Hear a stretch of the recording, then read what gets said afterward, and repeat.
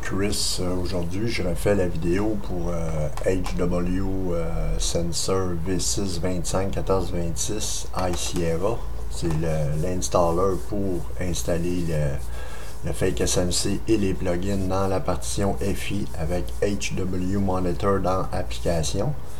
Dernière vidéo que je vous ai faite, on ne pouvait pas installer sur un volume dans la partition FI sur un volume APFS. Maintenant, ça a été réalisé possiblement, ça a été fait cette semaine. Fait que le package Clover peut maintenant installer sur un volume APFS. Ça fait que moi j'ai refait le programme pour pouvoir installer dans une partition FI, que ce soit APFS ou HFS plus J, ça marche sur les deux. Fait que je vais vous montrer comment que ça fonctionne, c'est pas compliqué. Pour utiliser ce programme-là, il faut que vous ayez déjà une installation de Clover en UFI ou en ESP. Fait que c'est pas compliqué. Tout ce que vous avez à faire, vous faites continuer, accepter, puis là, votre disque, moi c'est iSierra, c'est un volume qui est en APFS, et vous allez voir, ça marche super bien. Ça, ce sont les plugins. Le Fake SMC, c'est obligatoire. Vous devez sélectionner pour avoir les plugins. ACPI Sensor, ça c'est pour ceux qui ont des cartes mères, des SDT édités pour les cartes mères. Fait que je vous conseille pas d'utiliser ce plugin-là. Puis pour les autres, ben, il n'y a aucun problème. LPC, GPU, CPU, Sensor. Fait que c'est ça que vous venez sélectionner avec le HW Monitor qui est coché par défaut parce qu'il va être placé dans les applications. Et voyez-vous, tout est bien indiqué ce que ça vous donne pour chaque plugin ici. Fait que vous n'avez qu'à aller. Et c'est pour ça que je vous dis le ACPI Sensor. Voyez-vous, ça prend un ACPI Sensor, c'est ACPI Programming.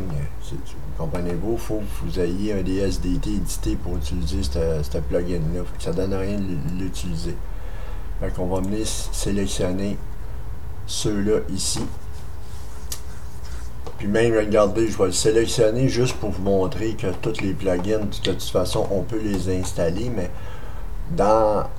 quand vous aurez à utiliser, ne sélectionnez pas celui-ci, ça vous donne rien. Il peut vous créer un petit kernel panique parce que ça prend de l'ACPI editing pour utiliser. Fait que moi, je vais le sélectionner pour vous montrer que tous les plugins vont être installés dans la partition FI avec le Fake SMC. Fait que j'ai juste à faire installer là-dessus.